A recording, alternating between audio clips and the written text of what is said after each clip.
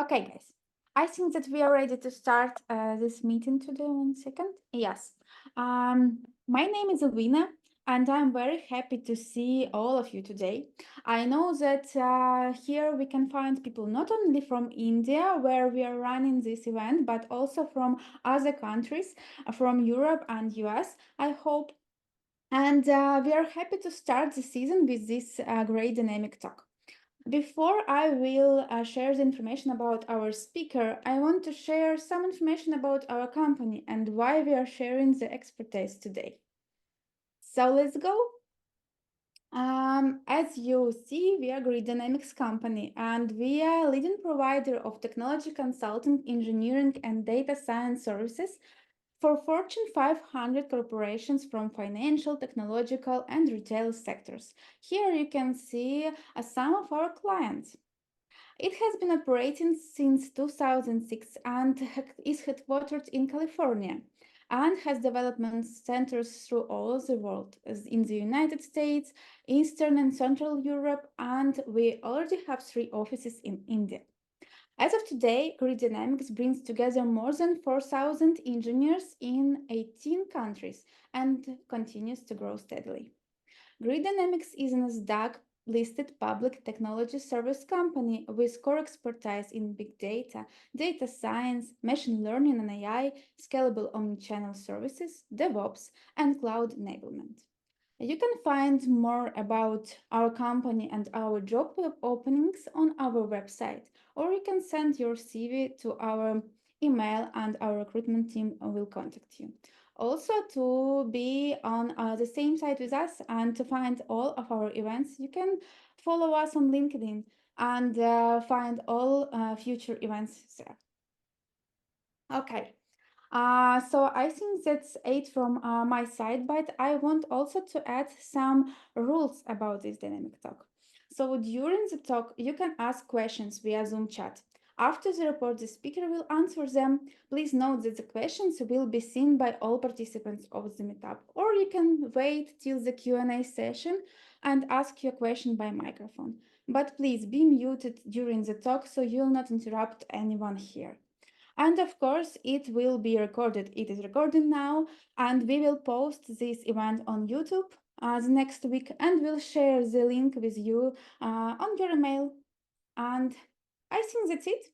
So I will stop sharing my screen, and I want to present our speaker today. It is Bharat Chary Samudrala, who will share our great DevOps topic today. Bharat, please unmute yourself, turn on the camera, and share your screen. Yeah, thank you. Yeah, thank you, Elvina, for the kind introduction. It's overwhelming to see all of you, and thanks for being here to learn about cloud native design principles. Elvina already introduced myself. Anyway, let me try to talk about myself. I have total 14 years of experience in the IT industry and working as a principal technical lead at Grid Dynamics. I have enjoyed my 1.5 year journey at Grid Dynamics and learning a lot from colleagues around. And I have handled various challenges like legacy modernization, cloud migration initiatives, and designing microservices and automating software delivery using CI/CD pipeline.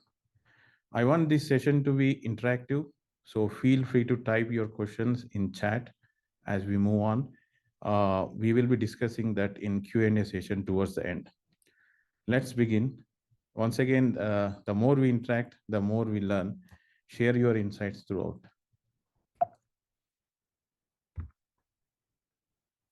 Here is the agenda for the session.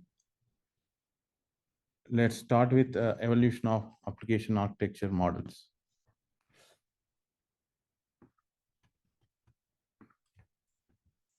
Let's take a journey through time and explore how application architectures have evolved. Let me ask with a question. Does anyone remember wrestling with those massive and monolith application where everything is tightly coupled, making one small change in one part of the application causing something breaking which is completely unrelated?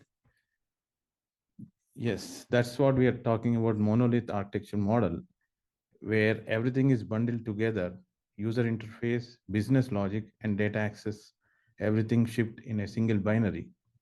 Any changes or update requiring modifying entire application and deploying it as a whole, which cause challenges in scalability, deployment, and maintenance. MVC, on the other hand, solved these issues by introducing separation of concerns, where breaking application into multiple tiers, where user interface, business logic, and data access are deployed as a separate thing, and it is a first ever variant of client server architecture model. However, it introduced the complexities in communication and data synchronization between different tiers, and it has limited scalability and adaptability. MVC is also referred as legacy monoliths with multiple tiers. Service-oriented architecture is a further evolution of N-tier architecture. It's a first step towards the right direction, where we started breaking down the application into reusable components. Each service doing well, and it's communicating through a central service bus. However, it also introduced the complexities such as service bus being a single point of failure, not functioning will break our entire application. And also managing service discovery and dependencies are also another challenge. Microservices and APIs, the rise of microservices marked a significant shift in application architecture. It is the extension of service-oriented architecture, where smaller and independent services each doing one thing well while supporting communicating through multiple protocols. It enabled the horizontal scaling. As the workload grows, it launches additional instances. In addition to advantages, it also comes with some challenges, such as multiple teams working towards building the application may introduce the complexities. And challenges in observability is also there, where as a request in the workflow intricate, pinpointing the problem in microservice environment is challenging. Things got really interested here. We'll be covering more insights about microservice architecture in the upcoming slides. MAC is trending architecture is aimed to build application that can adapt ever-changing demand of today's digital landscape. It has four major areas to focus on: microservice, API first, cloud native, and headless. It is a high matured architecture creating based on different learnings from the industry adopting cloud. We'll be covering high-level details of each area in upcoming slides. The end results of this evolution is cloud native, a paradigm shift that empowers us to craft applications that are agile, scalable, resilient, and cost efficient. Let me ask a question, like, if you could start a new project today, which architecture model you choose?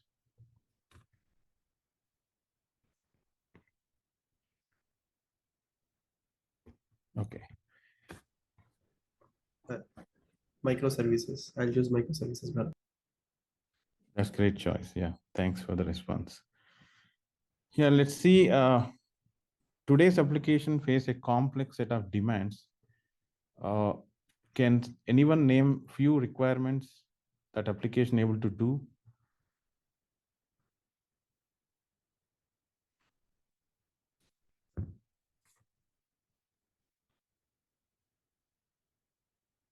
Okay, here we go. Application should be available 24/7. Just for an example, online banking application, we expect it to be available all the time to make any transactions or to see any activity of financial events. And as business global presence is there, then it makes app should be accessible across globe. For example, global e-commerce company like Amazon.com. So it should be accessible from across the globe. And user and business specific changes should be adapted quickly. For example, a ride sharing app must quickly adapt to changes to traffic patterns and user preferences and regulatory requirements. Speed to market is the key. For example, a social media platform be launched rapidly to capitalize on trending topic or user behavior. Again, this is multi-device support where we don't have any control on the devices which are being used by the end user. It will be mobile, tablet, laptop, or desktop. User experience consistency is challenging. For example, in case of video streaming application, we'll be watching in TV as well as we'll resume from our mobile. So the user experience should be seamlessly good. Security, privacy is the paramount concern of the application.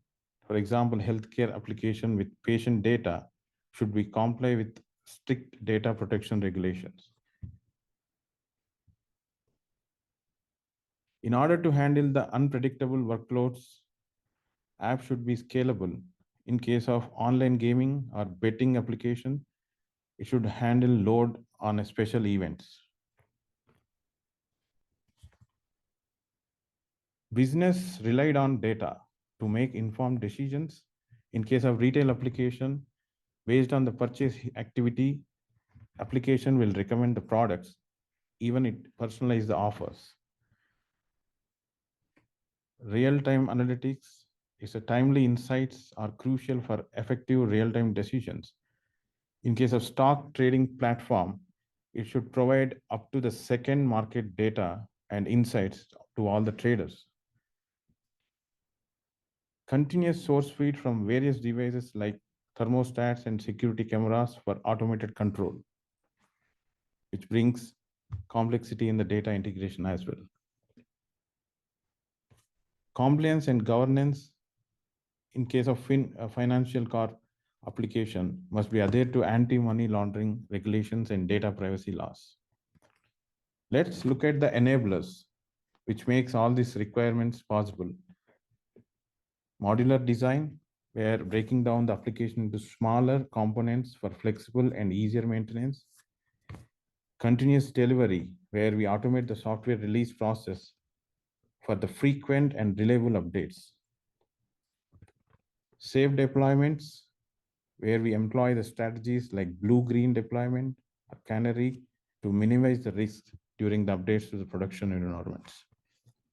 Repeatability is like infrastructure as code for consistent automated provisioning and configuration. Outsource non-core functions to focus on what is truly matters for the platform or the software application. Embrace a mindset of continuous improvements and adoption. Change is the rule. Last but not the least, safeguarding the application. Prioritize the robust security practices to protect sensitive data. With this, we conclude what is today's application requirements and what are the different enablers which makes those requirements to be fulfilled in the application design. Let's see some of the challenges encountered by running traditional application in the cloud. Simply migrating application to the cloud does not automatically make them cloud native. In fact, lifting and shifting traditional application can lead to a host of challenges. Let's explore some of the key hurdles you might encounter. Difficulty scaling to meet the demand, vulnerability to the failures, slow development and time to market, lack of visibility to the performance, inefficient cost management, security risks and compliance issues. The good news is cloud native applications are designed from the ground up to address these challenges. In many cases, refactoring or re-architecting the application to align with cloud native principles might be the more sustainable approach for traditional application to be cloud native. So far, we have covered different application architecture models and what today's application is requirements and different challenges encountered if we ignore the cloud native principles and launch traditional application in the cloud. It is evident that investing in cloud native is the key for business success. Let's start our journey to cloud native principles. Before we move on to the cloud native, it's better to differentiate between cloud and cloud native. Despite they sound similar, cloud computing and cloud native are different. Their goals and methodologies are different. Let us see some of the key differences between cloud computing and cloud native application. Cloud computing focuses on infrastructure provisioning, whereas cloud native focus on application development and deployment. Approach for cloud computing is taking traditional IT model into cloud, whereas cloud native approach is modern and cloud centric. Technology for cloud computing is virtualization, whereas for cloud native, containers, microservices, and orchestration, to name few. We cover more tools in the upcoming slides. As I mentioned previously, cloud computing is infrastructure centric, whereas cloud native is application centric. Goals for cloud computing is cost reduction, efficiency, scalability, whereas for cloud native, it's agility, resilience, and innovation, plus all three we mentioned for cloud computing. Cloud native is rapidly changing and there is no single and universal accepted definition. This is because the field is constantly evolving and new ideas are being added all the time. We are aiming to provide the most up-to-date and comprehensive definition possible. Here we go. Designing, building, and running application optimized for cloud computing environments, scalable, resilient, and flexible applications for faster innovation and market responsiveness. We have also referenced definition by two organizations, Cloud Native Computing Foundation and VMware Tanzu, to give you sense of the current thinking. Just for information, Cloud Native Computing Foundation is the open source vendor neutral hub of cloud native computing, whereas VM Tanzu is a leading contributor to cloud native ecosystem. We have highlighted some essential keywords from the definitions here. We will cover them. We will cover more details of these terms in the upcoming slides.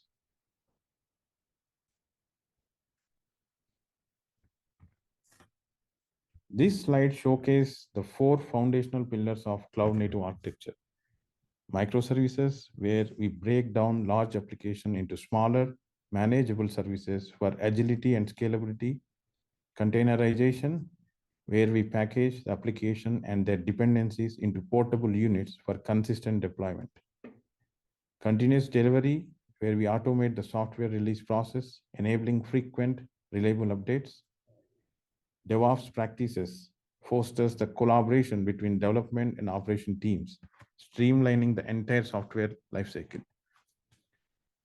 Continuous experimentation and learning is one of the key challenge for the DevOps practices, as there are new things are getting added on the cloud side. Key capabilities of DevOps practice are infrastructure as code, automated provisioning, codified CI/CD pipeline, recovery management, and managed configuration. All these four pillars, along with adopting the open standards, is the key to success. As I mentioned, there are open standard organizations like Cloud Native Computing Foundation and Open Container Initiatives. Together empowers the cloud native to be vendor neutral. Together, these pillars, all these pillars are mandated to implement if we say that it's a cloud native application. Nothing is optional. We'll be enhancing these four pillars into multiple characters in the upcoming slides.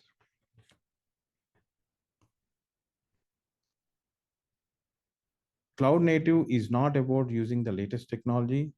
It's about using proven ideas that have worked for a long time. Let us see two of the laws which is inspired for cloud native. Conway's law and 12-factor application. Does anyone familiar with either of the laws? No worries. We'll dig into them in the next slide. Yeah. Conway's law says it is not just about technology, it is about aligning our teams and processes to build the best possible systems. In other words, in conventional approach, just for an example of e-commerce, there are different departments like the e-commerce, and there is a fulfillment, and there is a customer service portal. It is like different departments have their own responsibilities, and there is no communication, and they have their own processes. These are like becoming a silos of process. So what it says, this law, it is about aligning the teams so that the process to build the best possible systems should be aligned.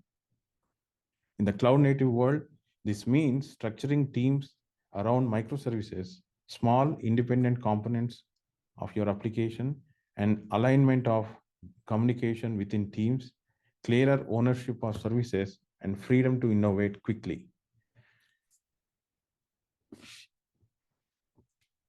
Let's look at the 12-factor application. 12-factor application is like checklist for building applications that thrive in the cloud. It covers everything from all the way from code-based management to how your application interacts with the external services. It gives a strict separation of concerns like code base, dependencies, configuration, backing services, build, release, run, processes, port binding, concurrency, disposability, dev and prod parity, logs.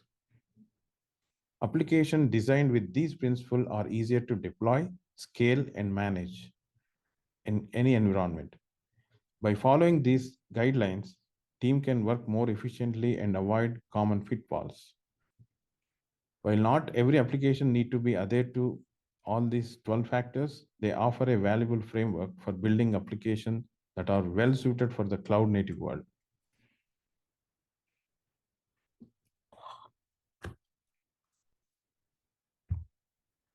Let's start with the characteristics of cloud native application. Cloud native landscape is very big and keep evolving as we speak. We have put together some of the essential characteristics of cloud native, which impacts designing of application and decision making. We have covered 4 pillars of cloud native architecture in the previous slide. This slide builds on top of that and highlights all the key characteristics of cloud native architecture. By embracing these characteristics, organization can gain competitive advantage and accelerate innovation and deliver better value to their customers. While these characteristics are generally beneficial, some might be optional depending on the specific business needs and context of the application.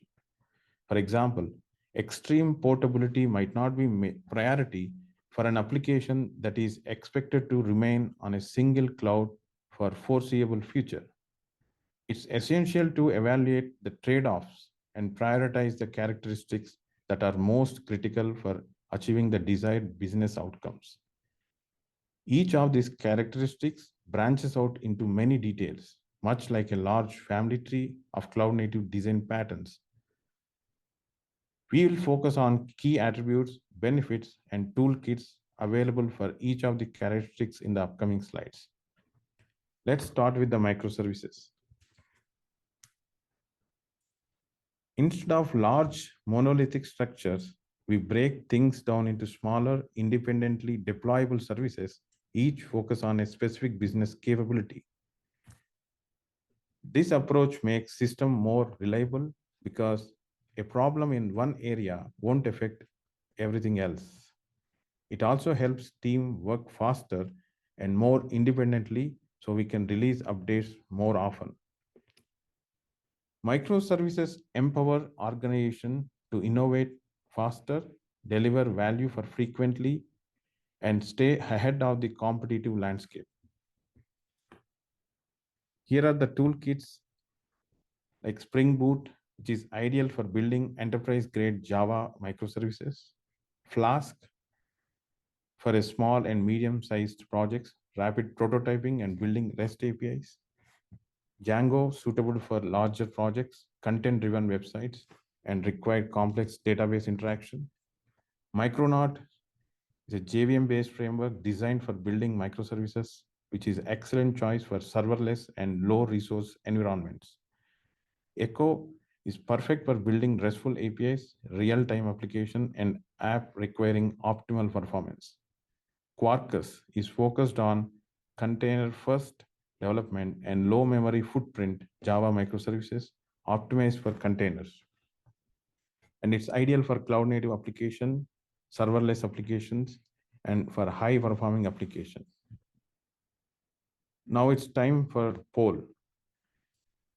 You'll be seeing a poll on your screen where you can choose. There is a question and a set of options. You can select based on your experience or we'll wait for 15 seconds.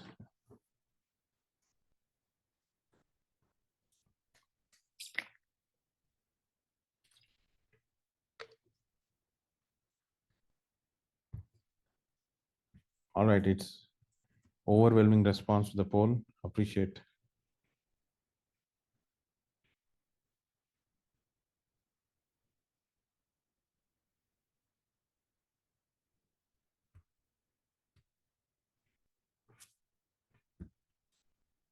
Okay, let's stop it.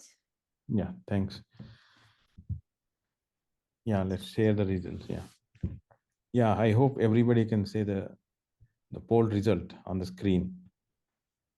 So what is the biggest challenge you have faced when you implementing microservices architecture is a question.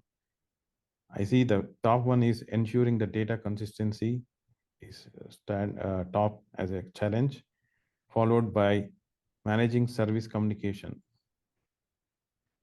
and team collaboration. I am happy that we are going to discuss how we can address these challenges in upcoming slides.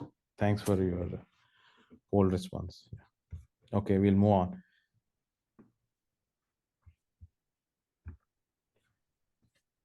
Let's talk about the next characteristics, containerization.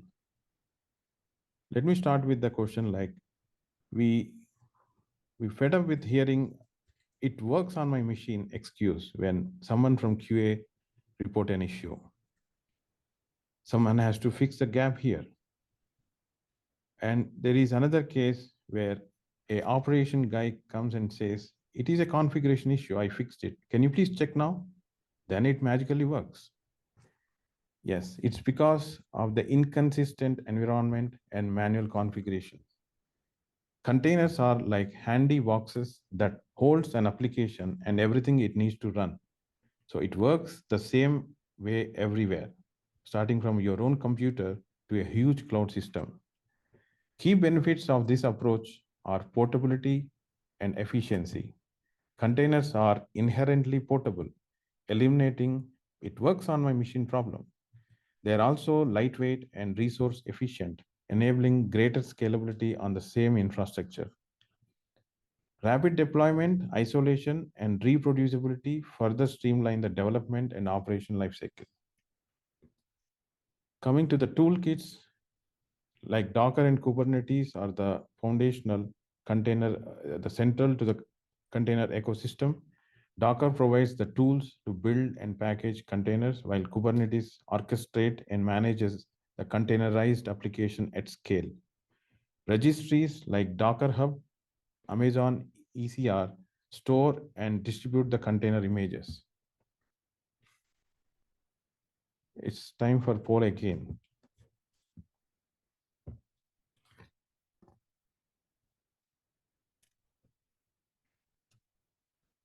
Which containerization platform does your team primarily use? Docker, Kubernetes, Podman, containers, container D. Basically, the last but one option is container D.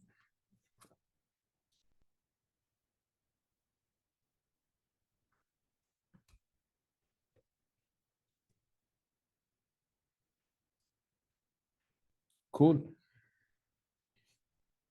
Yeah, I see Docker top the position was Kubernetes is the second position. Okay, let's move on.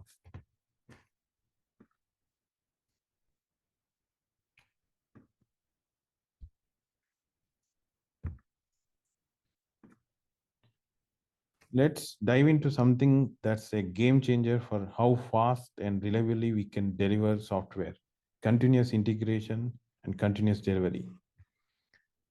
Let me start with a question. How quickly can you add middle name to a sign up form and roll out to the production?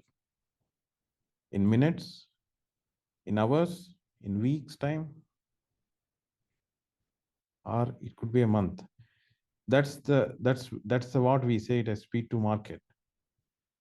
Similarly, would it be awesome if every code commit could be tested and ready for release?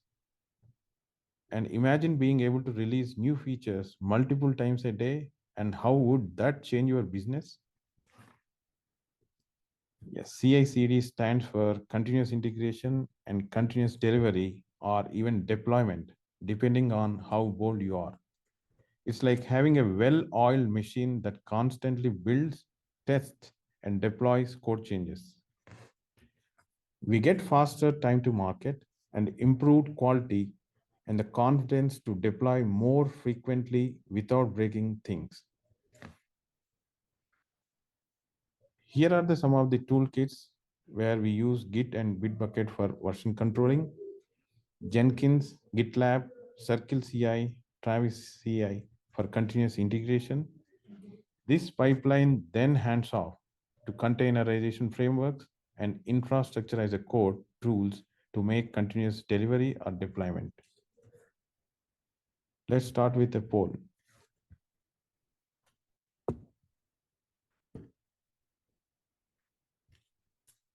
How often do you deploy updates to your production applications? Daily or more frequently, weekly, monthly, or even more than this?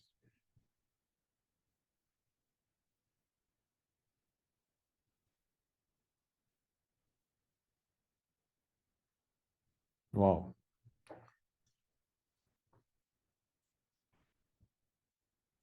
Thank you. It says most of the weekly is the top position, followed by daily or more frequently, and then monthly, the same 23%, and others 12%. This shows like if there is a significant improvement. If it is daily or more frequently is the ideal goal for continuous integration and continuous delivery. Thanks for the poll insights. Let's go to the next characteristics. Yeah, anybody wants to add? Okay. No, this is your sound. Okay, sir.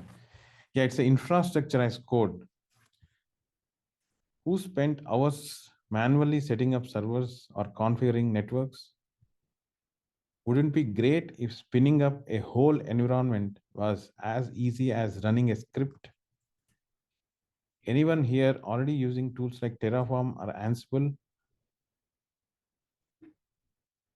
Yes. Instead of manually clicking around in a cloud console, we write configuration files that describe our desired infrastructure. This makes provisioning and deployment automatic and repeatable. And we gain efficiency, consistency, and the ability to scale our infrastructure effortlessly. Plus, version control makes it easy for the rollbacking in case of any issues.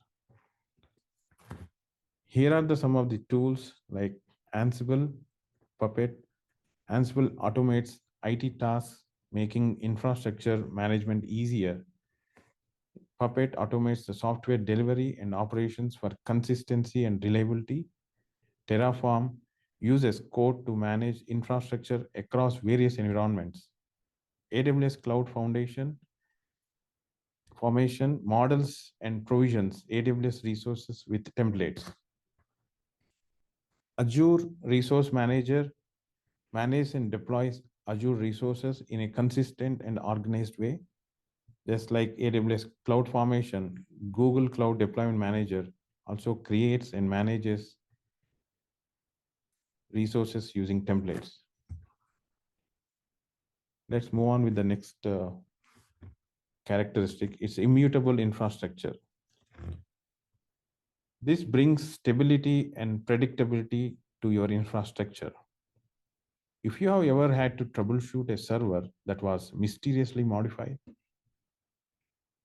with immutable infrastructure, we say goodbye to those unexpected changes.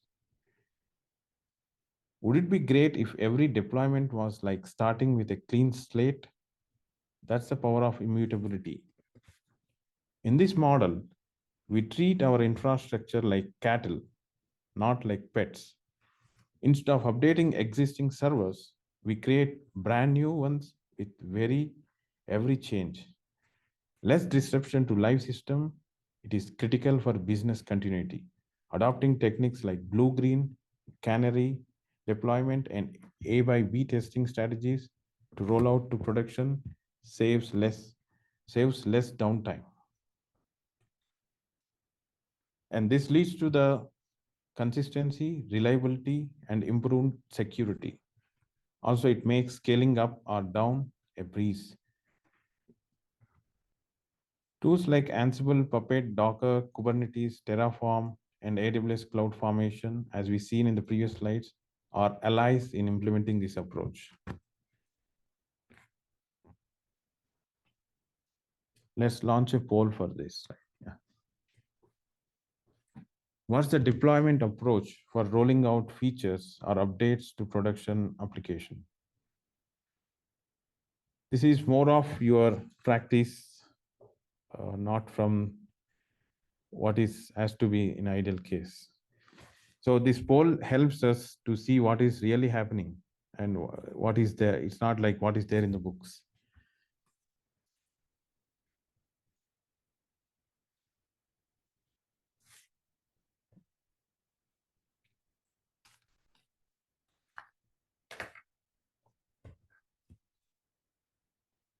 Okay. Yeah, it's blue and green deployment topped the process and then followed by incremental deployment, then canary deployment.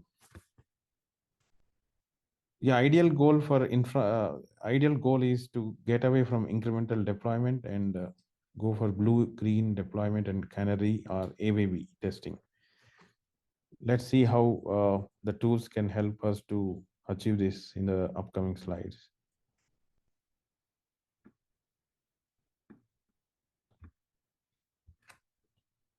Service mesh.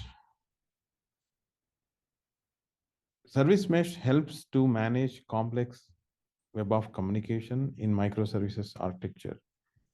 In microservice world, how do all these little services talk to each other reliably and securely? Imagine being able to instantly shift traffic between different versions of services for A/B testing, new features with set of intended beta users.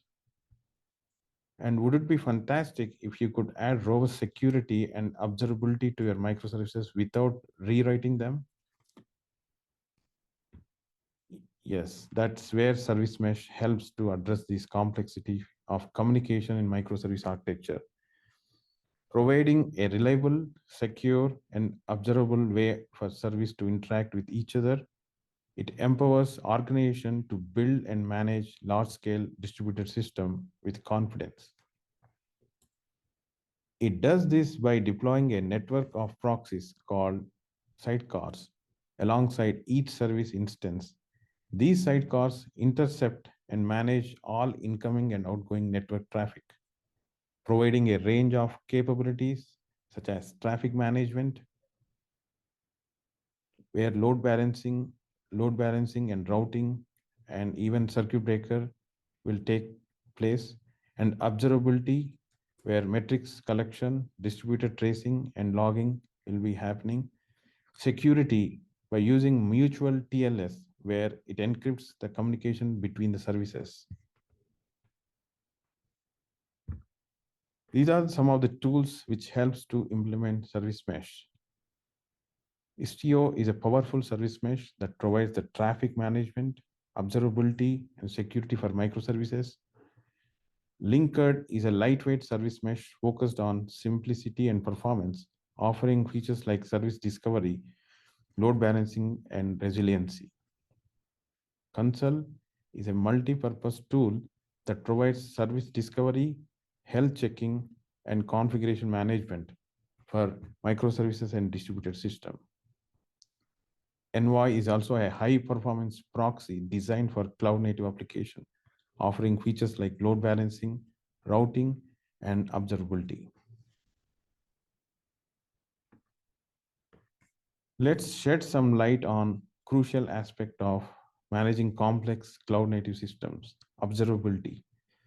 This is the one of the complexity we talked during the evolution of architecture for microservices, where the user request intricate, then the tracing of issue in microservices is difficult.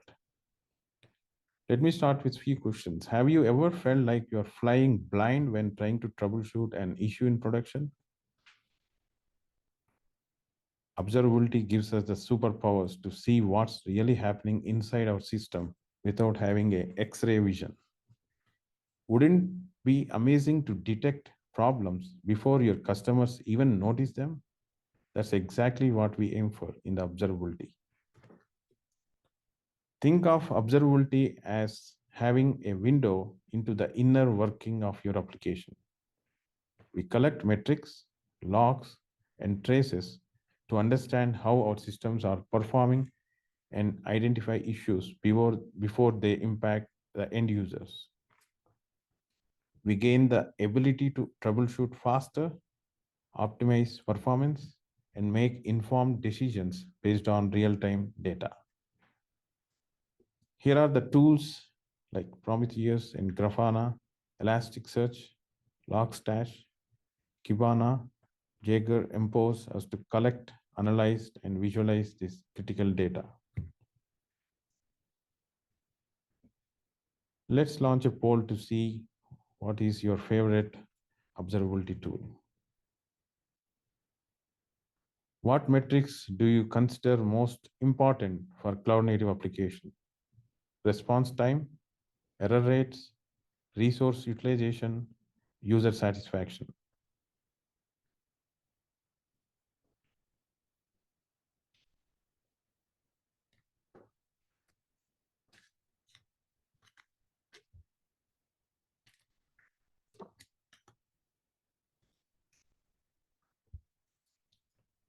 Thanks for the responses. So as you can see, response time is the topped in the poll and then followed by resource utilization.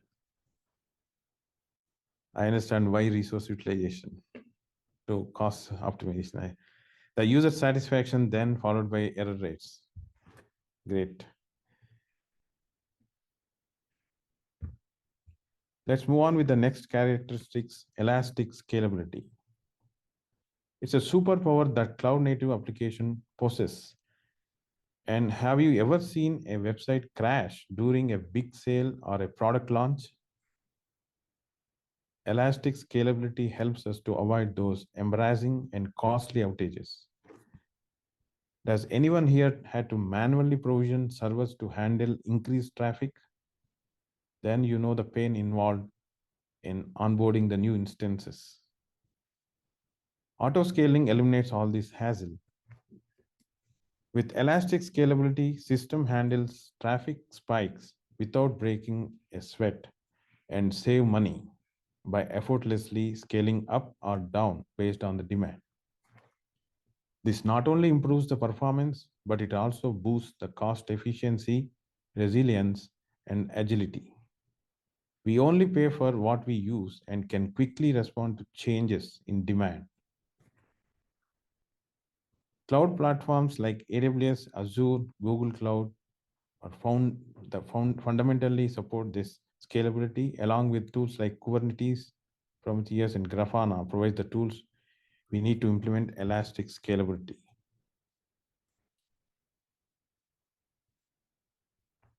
Let's go to the next characteristics. Things can go wrong and will go wrong That's where resiliency and fault tolerance come into the picture. Do you ever experienced an application outage? Frustrating, right? Resilience and fault tolerance are all about making sure systems keep running even in case of failures or disruptions. Failure of any part of the system is not an excuse, it's an expectation. That's where we have to consider from the design side. Failure is always an expectation, not an excuse. Hence, design system in the first place to tolerate during these failures. Key characteristics like circuit breakers, redundancy, error handling, and failover mechanism helps us to build that gracefully handle unexpected issues. This leads to high availability, improved reliability, and a better user experience. It also helps us mitigate risk and avoid costly outages. Systems ability to continue operate in the face of failure or disruption. Resiliency focus on the system's ability to adapt and recover from the failures, while fault tolerance emphasizes preventing failures from impacting the system's overall performance. We have powerful toolkit at our disposal: load balancers, replication, backups, exception handling, and retry mechanism are just a few examples. We can also use high availability clusters, failover mechanism, system monitoring, and automated recovery processes to keep our systems running smoothly.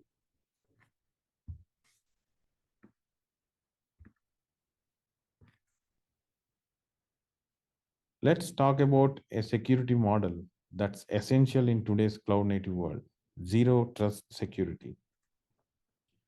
How many of you have heard the phrase trust but verify?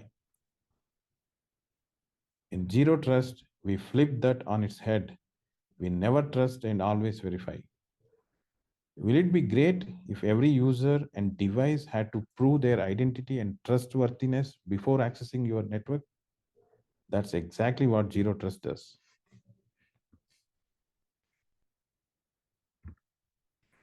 In the past, we focused on building strong perimeters around our networks, but in the cloud, with the users and devices everywhere, that model doesn't cut it. Zero trust assumes that threats can exit both inside and outside the network, so we need to verify every access request, no matter where it comes from. Key characteristics like continuous verification, least access, microsegmentation, and risk-based access control helps us to achieve this.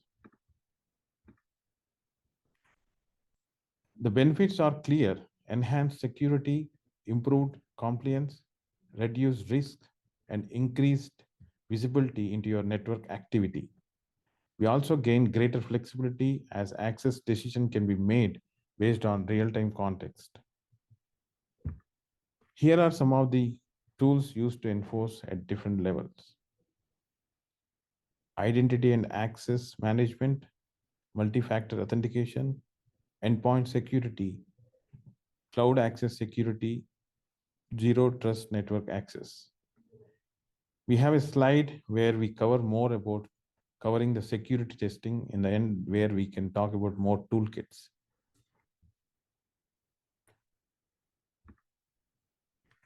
Now let's talk about cloud computing model that's all about focusing on your code and letting the cloud handle the rest. Yes, that's what is serverless computing is all about. Did you ever spend countless hours provisioning and managing servers manually? We can say goodbye to those overheads. In the serverless world, you write your code and the cloud provider takes care of executing it when needed. You don't have to worry about the servers, scaling, or infrastructure management. The key characteristics like event-driven architecture, auto scaling, and pay per use make this all possible. It's incredibly cost efficient and boosts developer productivity and scales seamlessly to handle any workload. The benefits are compelling: reduced operational overhead, improved scalability, and freedom to focus on innovation. As a common pitfall, ideally the serverless application should have the small footprint and it should be launched very quickly.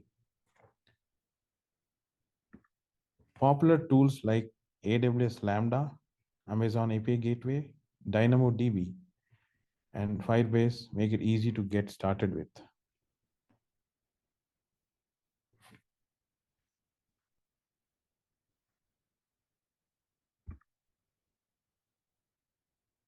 Let's talk about design approach that puts API at the center of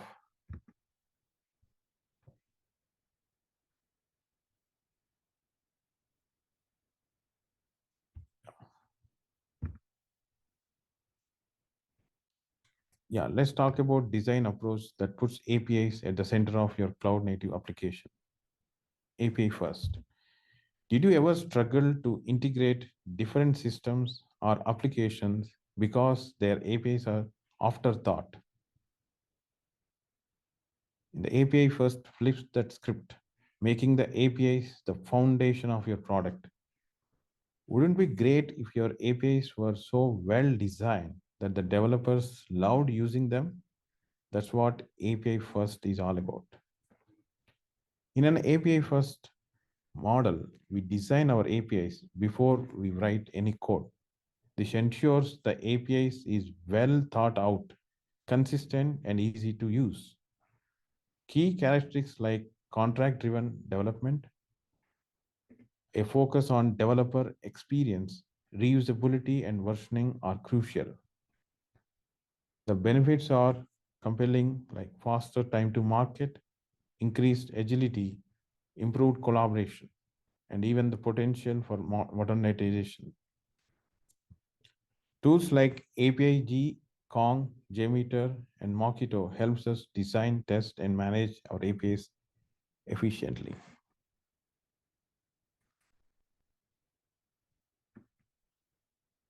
All right, let's dive into a core principle of cloud native applications, statelessness. In a statelessness architecture, we don't store session data within the application itself. This might sound counterintuitive, but it brings significant advantages. By externalizing session data with techniques like tokens or cookies and using a session meta store, we gain improved performance, enhanced scalability, and increased reliability. Load balancing becomes much easier in stateless environment, as any request can be routed to any available instance. It's time for poll. What is your approach to managing state in cloud native applications?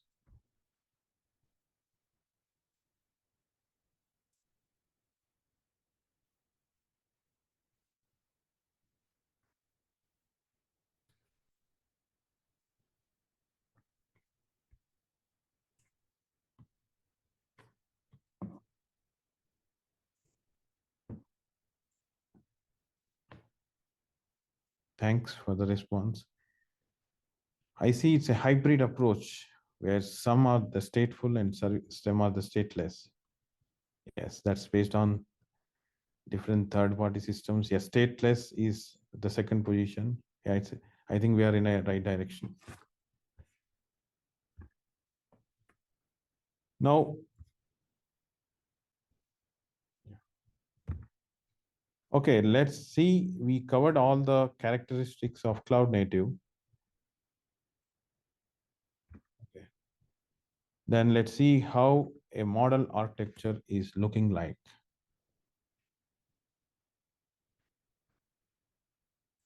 Here is the model architecture for cloud native application. Covers all the characteristics we spoke about. Plus, it covers all the 12-factor application separation of concerns. We can see, like, as you can see, let's start from the microservices where see microservice A, microservice B, having more than one instances, like having high availability. Then CI/CD, And infrastructure as code and immutable deployments can be seen in the CI/CD automation, where we have the build automation, image repository, deployment automation, and platform automation. Similarly, we can see the containerization and orchestration in action here, where it brings the elastic scalability. Also, we can see the platform API, which is a foundation, which is a foundation for the product and which covers the API first aspect. And we can see on the other side service mesh, where the service discovery, load balancing, traffic routing, and circuit breaker can be handled. Circuit breaker will give us to make application resilient for the failures. And observability on the other side has all the insights, what is happening inside the application, and having useful dashboards. We cannot see security because security is everywhere. You can see there is in the legend we mentioned inner architecture, which is nothing but basic foundations of the system like business, like microservices. There is a security. Outer architecture, the grayed out portion where it is accessible for the public, there is a security. And outer architecture capabilities where we spoke about observability, service mesh, proxies, everything, there is also security. So security is everywhere. A cloud native application is designed to operate seamlessly across various cloud environments, be it a public cloud or a private cloud or a hybrid setup that combines both. This concludes the characteristics and a model architecture for cloud native application. All right, let's get a real for a moment. We have talked more about what cloud native do and what amazing things it can do for us, but it's not always a smooth journey. Let's speak about some of the challenges we encountered in transforming to cloud native. Did anyone felt overwhelmed with sheer number of cloud tools and platforms out there? It's like Hubble. Choosing right one is a challenge in itself. To navigate this challenge, we need to start by discovering our team's skill set and identify the gap and fill them through training or hiring. Clear understanding of project requirement will help to tailor level of performance and scalability we need. As I mentioned in the characteristics of cloud native application, not all characteristics are compulsory to implement. It's all based on your business value and what to focus on. You need to do a trade-off analysis before adopting each characteristics. Spending time in the characteristics which is not having direct business value may lose to the investment. You have to leverage the free trials and demos to get hands-on experience and consider managed services to offload some of the operational burden. Here is the next challenge: security and compliance. Have you ever faced a situation where security breach or compliance issue caught you off guard?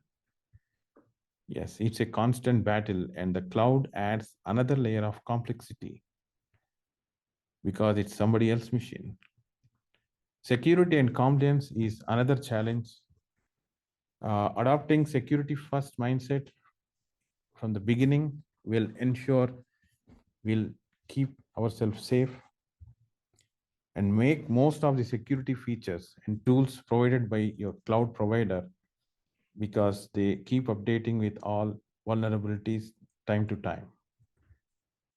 Conduct regular audits and vulnerability assessments periodically and simulate the real world attacks and uncover the weaknesses of the platform or the product.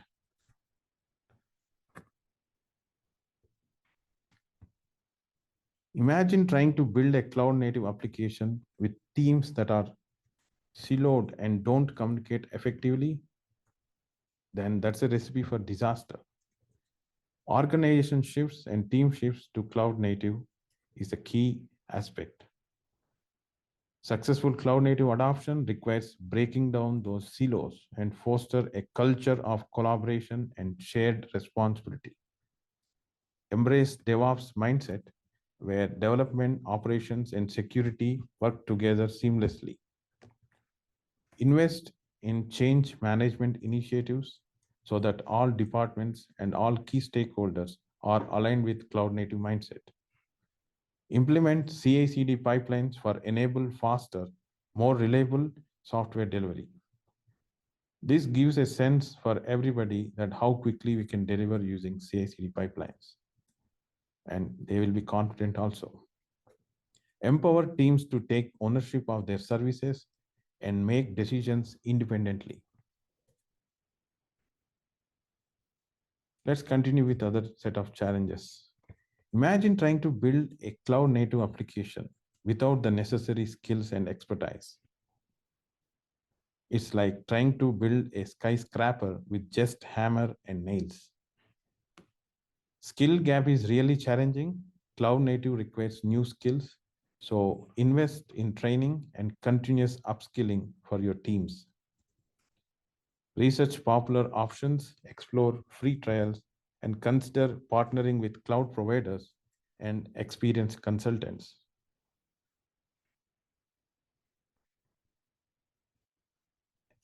Here we go with the vendor lock-in.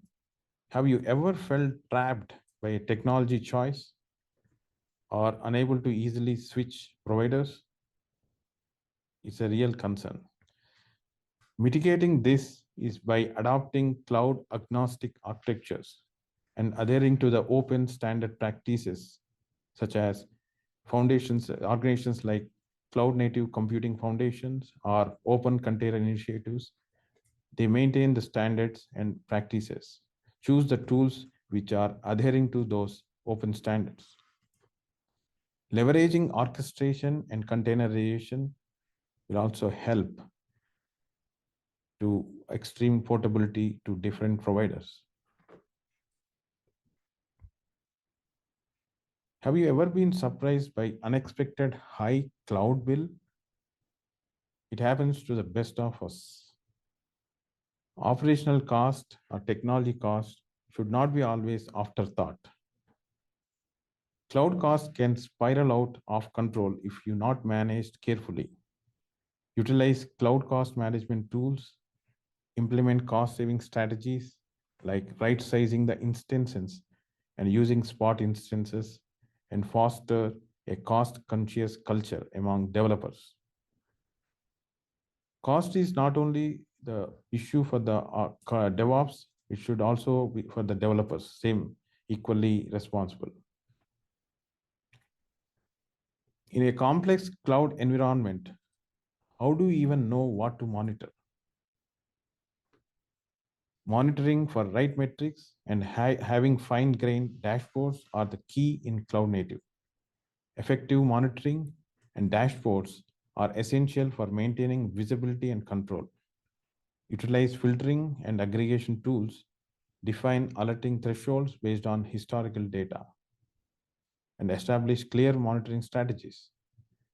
Remember, the cloud native journey is ongoing. By proactively addressing these challenges, you will be well equipped to navigate these complexities and reap the full benefits of cloud native technologies.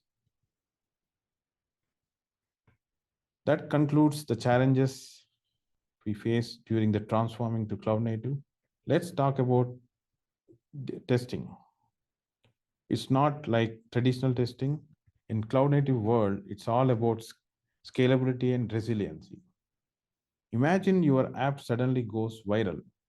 Some of the top ambassadors from different company has tweeted this application in his Twitter or Instagram. Then how it handled the flood of new users without crashing or slowing to crawl.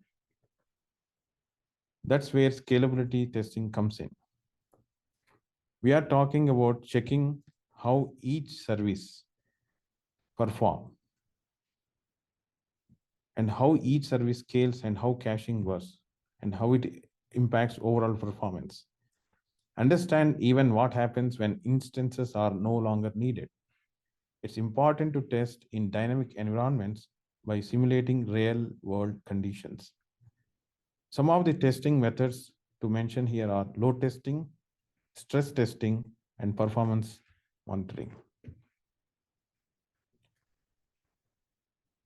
Here we talk about this another test method. Have you experienced an application outage that brought your business a standstill? It's not a fun situation, and resilient testing helps us avoid those nightmares. In cloud native world, failures are inevitable. Server crash, networks hiccups, and unexpected event happens. That's where resiliency testing or chaos engineering comes in. Resilience testing is about making sure your app does not just survive failures, but it should keep running. This involves techniques like failure injection, where deliberately introduce disruptions and see how system responds and see how system is recovering when everything is normal to operation. Continuously monitoring for proactively identifying potential issues. Some of the tools to mention here are Chaos Monkey, Chaos Mesh, Litmus Chaos, Chaos Toolkit, and Gremlin and SteadyBit. These are some of the tools used to do resilient testing or chaos engineering. Let's talk about a non-negotiable aspect of cloud native application, security testing. As I mentioned in the security, zero trust security characteristics, this is the in detail of the different tools or strategies to ensure cloud native application is secure. Security testing is not just about finding and fixing vulnerabilities in your code, it's about testing at every layer of your application stack. We need to scrutinize the application code, the container it runs in, the infrastructure it's deployed on, and the APIs it exposes. It's about simulating attacks, scanning for vulnerabilities, and continuously monitoring for threats. Remember, shared responsibility is the key. Assume developers logging some information in the code base. Developers has to ensure it's not logging any sensitive informations. Similarly, DevOps engineer, when they do infrastructure as code script, they have to ensure none of the sensitive information is exposed or attained in a clear format. Even it applies to the end users, those who deal with the systems. They have to ensure their access or credential to access the application has to be maintained very secretly. These are some of the tool sets in case of static application security testing. We have Sonar Cube and check marks. In case of dynamic application security testing, we have OWASP Zap tool and Burp Suite. Container or infrastructure as code security tools, we have Sync, Anchor, and Trivi. In case of API inventory, we have 42 Crunch and API Sec.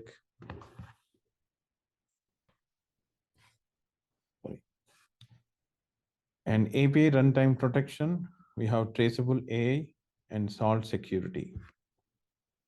So these are the several tools available to cover static application security, dynamic application security testing, container and infrastructure as code security, as well as API discovery and runtime protections.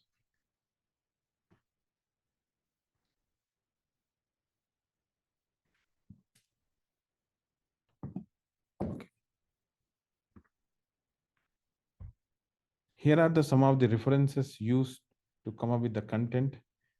The first one is the Cloud Native Computing Foundation, which is a vital to continued growth and evaluation of cloud native computing by promoting innovation, collaboration, open source, and vendor neutrality. It empowers organizations to build and deploy modern, scalable, and resilient applications. It has different toolkits and landscape, and also the trial map which guide organization to move in a right direction for adopting any cloud native approach. Similarly, Open Container Initiative is to create open standards that ensures container portability and interoperability across different platforms and infrastructures. On the other hand, cnpatterns.org is a site intended to be home of a cloud native patterns. This place and explore existing patterns and collaborate on creating new ones. And there are 2 books referenced where it talks extensively about cloud native principles and how it transformed from the traditional models. And please note that we will be sharing the links to these references either in chat or via the subscription emails.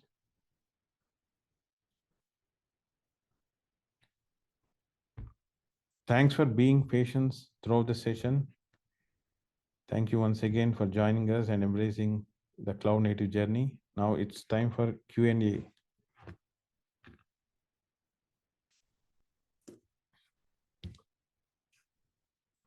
Thank you, Bharat, for this nice talk. So, guys, as I said previously, you can unmute yourself and ask your question by microphone, or we will go through the chat. I see a lot of comments there, so it will take time to find questions. But we can go from the last one, I think. And you can write the questions in the chat also. I think, firstly, I want to compliment you, Bharat, for a wonderful talk and pretty well done, and with a lot of research. And thank you for bringing the references out. I'm always very particular about people, making sure that they share the references, because it's very hard to know what is original content and then what is content from other authors. Right. And in an engineering world, we have to make sure that we attribute. So thank you for sharing the references. One comment is that when you go towards a serverless architecture, see, all the hyperscalers are actually talking about driving their Azure consumption, driving their Google resource consumption, driving their AWS consumption. That is the main goal of many hyperscalers. Now, how do you, when you're designing a serverless architecture or a big enterprise application architecture, how do you do the trade-off between the cost? Because if you just go by the recommendations of the cloud provider, you may land up building a bulky, architecture, which will give you a large, bill at the end of the month, right? So that is number one. Number two, the challenge is with the scalable, tunable assets on the cloud. Many a times I've seen that when you are requesting for scale up, it very quickly scales up the resources, but the scaling down time is very large. It will not scale the speed with which it scales up. It doesn't scale down. That means even though you provision for scale down, you're still paying for the time it takes, which is embedded in the architecture of you don't have a handle. So please comment on these two. Yeah, sure. Yeah. Coming to the first question, thanks, Raju, for the comments. Coming to the first question, the serverless versus the server or the normal containerized application cost estimation. It's about we need to take into consideration of like application context and the footprint, and also the speed to launch everything, and also the computation power it uses and the memory it uses. I did not come across any ready-made tools to evaluate the cost estimation between both of them. Maybe I have to research more on the exact cost consideration on this, Raju. It says it's a little bit subjective based on the. Fair enough. Yeah. And coming to the second one, the scale down time, I 100% agree with what you mentioned, because people always worry about, okay, application is sustained for the increased traffic.